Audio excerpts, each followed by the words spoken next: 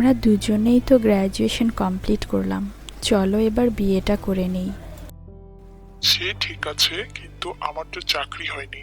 তোমাকে বিয়ে করে খাওয়া পড়ার দায়িত্ব নিব কিভাবে? আর তাছাড়া আমার বাবার থেকে তোমার বাবার আর্থিক অবস্থা ভালো, আমাদের বিয়ে তো তোমার বাবা মেনে নিবে না। দুজনেরই সিদ্ধান্ত নেওয়ার মতো যথেষ্ট বয়স হয়েছে। যদিও বাবা মার মতে বিয়ে করা ঠিক না, কিন্তু তারা যদি বুঝতে না চায় আমরা কিসে ভালো থাকবো, তাহলে আমাদেরটা তো আমাদেরকে বুঝে নিতে হবে, তাই না? আমি তোমাকে বিয়ে করলে তোমাকে অনেক কষ্টের মুখোমুখি হতে হবে, কারণ আমরা গরিব মানুষ। তোমাকে ঠিক মতো খাওয়া দাওয়া ভরণ পোষণ দিতে পারবো না হয়তো। তোমাকে ভালোবেসেছিলাম তখন এসব দেখে বাসিনি তুমি গরিব নাকি বড়লোক। তুমি সারা জীবন আমাকে সম্মান আর ভালোবাসা দিও। রইল বাকি টাকার সমস্যা। যদি চাকরি না হয় তাহলে তুমি আমি দুজনে মিলে পরিশ্রম করব, তাই তো সমস্যার সমাধান হবে। তারপর তুমি আমি আর আমাদের সন্তান মিলে ছোট্ট একটা সুখী পরিবার হবে। ঠিক আছে, তুমিও তোমার পরিবারের সাথে কথা বলো, আমিও আমার পরিবারের সাথে কথা বলি। আজকে তাহলে আসি, কালকে আবার দেখা হবে। তাদের দুজনের পরিবার কেউই তাদের বিয়ে দিতে রাজি না হয় কিছুদিন পর দুজনে মিলে বিয়ে করে নতুন করে সংসার শুরু করলো।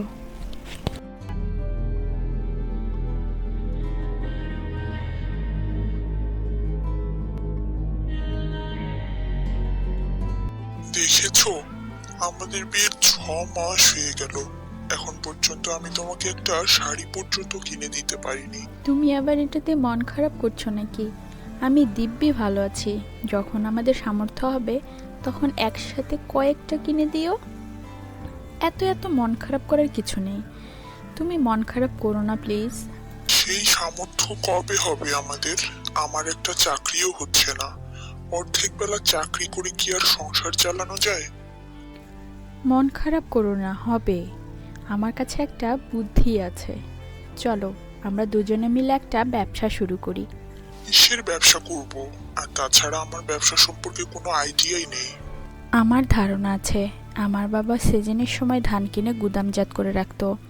অফ সিজনে সেই ধান বিক্রি করে অনেক লাভবান হতো। এই ব্যবসা করতে ন্যূনতম পুঁজিও তো দরকার আছে। পুঁজি কোথায় পাবো?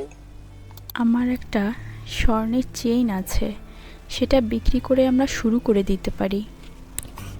আরে না, কি বলছো এসব? একে তো আমি তোমাকে কিনেই দিতে পারি না, তার উপরে তুমি আবার তোমার বাবার দেয়া শখের জিনিস বিক্রি করে দিবে? তা কি করে হয় গো? তুমি চিন্তা করছো কেন?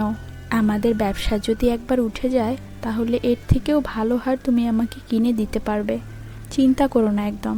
তারপর তারা ব্যবসা শুরু করলো। ব্যবসাতে লাভ হওয়ায় একটা সুন্দর বাড়িও করলো দুজনে। 2 বছর পর, এই শোনো, সৃষ্টিকর্তার দয়ায় আমাদের কাছে সব কিছু আছে। চলো এবার আমরা একটা বাবু নেই। কি কি বলছো এসব? আমার মনে হয় না এটা ঠিক সময়। পরে এক সময় ভেবে দেখবো। এ কথা বলে মাসুদ সেখান থেকে চলে যায়। মিনু মাসুদের চলে যাওয়া দেখে অবাক হয়ে তাকিয়ে থাকে।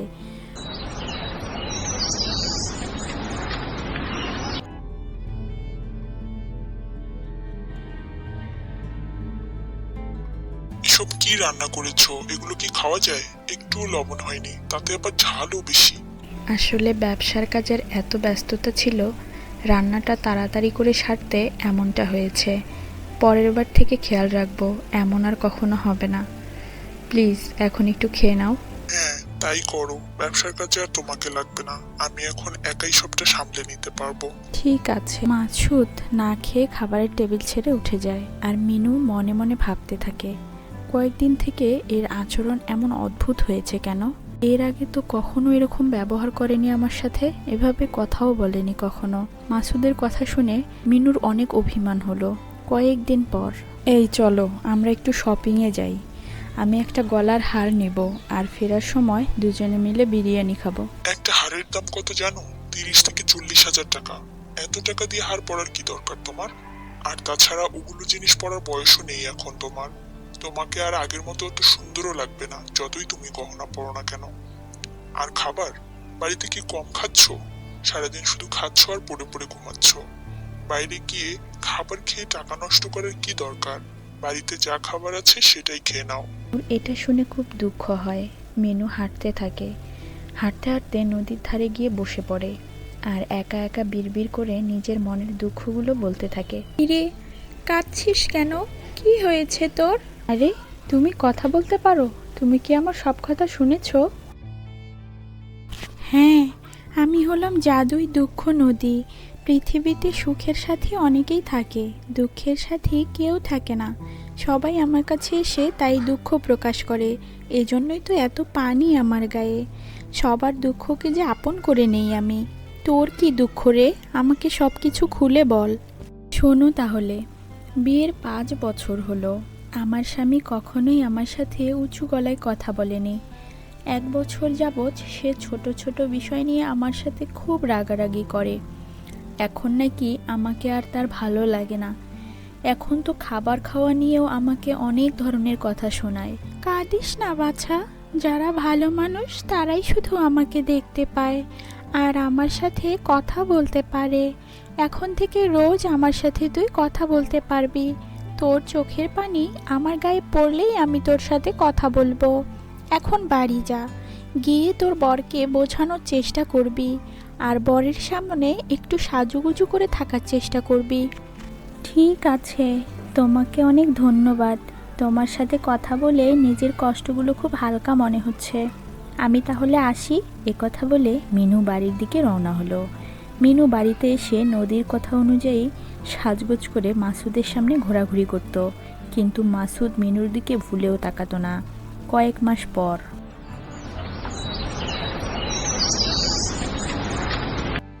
মাস পর হঠাৎ মাসুদ একটা মেয়েকে বিয়ে করে নিয়ে সোজা বাড়িতে চলে আসলো। মিনু, এটা তোমার সতীন। আমি ওকে বিয়ে করেছি। এখন থেকে ওকে তুমি ছোট বোনের মতো আদর যত্ন করবে। দ্বিতীয় বিয়ে করলে? আমার অনুমতি নেওয়া তো দূরের কথা, আমাকে একটাবার জানানোর প্রয়োজন মনে করলে না? এটা তুমি কি করলে? তোমাকে আবার কি জানাবো? আমার মন চেয়েছে আমি বিয়ে করেছি। এত কথা না বলে ওকে ঘরে নিয়ে যাও। আর হ্যাঁ, আমার নতুন বউ কোনো কাজকর্ম করতে পারবে না। তুমি বাড়ির সব কাজ করবে।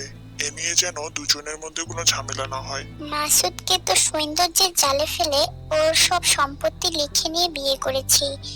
এখন বাড়ি থেকে বড় বউকে তাড়াতে পারলেই হয়। দেখি মিথ্যে অপবাদ দিয়ে তাড়াতে পারি কিনা। এসব ভাবতে ভাবতেই মাসুদ ঘরে আসলো। তখনই ইনিয়ে বিনিয়ে 7-5টা মিথ্যে কথা মাসুদকে শুনিয়ে দিল। ওগো, শুনছো? বড় বউ আজকে আমাকে দিয়ে অনেক কাজ করিয়েছে, আমাকে দিয়ে রান্নাও করিয়েছে। এভাবে কাজ করলে আমি অসুন্দর হয়ে যাব না? তুমি এর একটা বিহিত করো এখনই। কি এত বড় সাহস বড় বউয়ের, তোমাকে দিয়ে কাজ করায়? মিনু, এই মিনু, কোথায় গেলে? এদিকে এসো।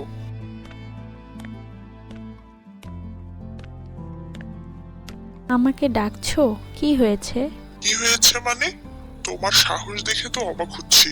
তুমি নতুন বউকে দিয়ে কাজ করিয়েছো, আবার রান্নাও করিয়েছো। না না, কি বলছো এসব? আমি নতুন বউকে দিয়ে কাজ করাইনি। বিশ্বাস করো, নতুন বউ তোমাকে মিথ্যে কথা বলছে। কি? দেখেছো দেখেছো কত বড় সাহস! আমাকে তোমার সামনে মিথ্যেবাদী বলছে। তুমি কিছু করো। তুমি এখনই আমার বাড়ি থেকে বের হয়ে যাও। তোমাকে যেন এই বাড়ির ত্রিসীমানায় আর না দেখি। এটা তুমি করতে পারো না। এই বাড়িতে আমারও অধিকার আছে। আমিও এই বাড়ি করতে পরিশ্রম করেছি। মাসুদ মিনুর কোনো কথা না শুনেই জোর করে মিনুকে বাড়ি থেকে বের করে দেয়। মিনু কাঁদতে কাঁদতে নদীর কাছে যায় আর নদীকে সব বলতে থাকে। মিনুর কথা শুনে নদী বলে, শোন, তুই ধৈর্য ধর। সৎ আর ধৈর্যশীল মানুষদের সৃষ্টিকর্তা কখনো নিরাশ করেন না। যেদিন তোর দুঃখের ভাড়া পূর্ণ হবে সেদিন তোর জন্য পুরস্কার আছে। ততদিন পর্যন্ত তুই আমার তীরেই থাকিস, তোর কোনো ভয় নেই। নদীর কথা শুনে মিনু নদীর তীরেই থাকা শুরু করলো।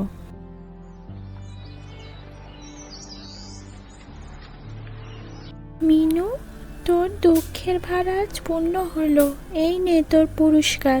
মিনু সেই স্বর্ণ বিক্রি করে নদীর ধারে একটা সুন্দর বাড়ি করলো আর নতুন করে ব্যবসা শুরু করলো। এদিকে মাসুদের যেন দিন দিন অশান্তি বেড়েই চলছিল, কারণ মাসুদ নতুন বউয়ের নামে সব সম্পত্তি লিখে দিয়েছিল। এতে তার নতুন বউ মাসুদকে এতটুকু সম্মান করত না। একদিন মাসুদ নতুন বউকে অন্য একটা পুরুষের সাথে হেসে হেসে কথা বলতে ঘরের মধ্যে দেখে ফেলে। এই নিয়ে মাসুদ বউয়ের উপর অনেক চড়াও হয়। এই কে কোথায় আছো? একে আমার বাড়ি থেকে বের করে দাও। কি? আমার বাড়ি থেকে তুমি আমাকে বের করে দিচ্ছ? তোমার বাড়ি?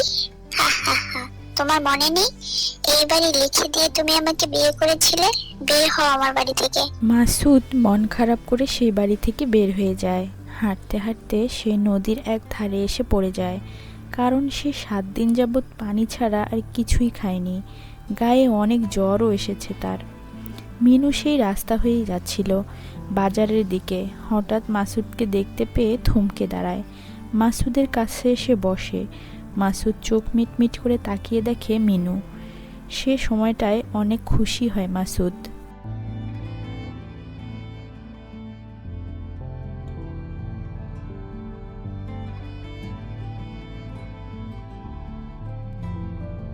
মিনু, তুমি কেমন আছো? সৃষ্টিকর্তার দয়ায় ভালোই আছি।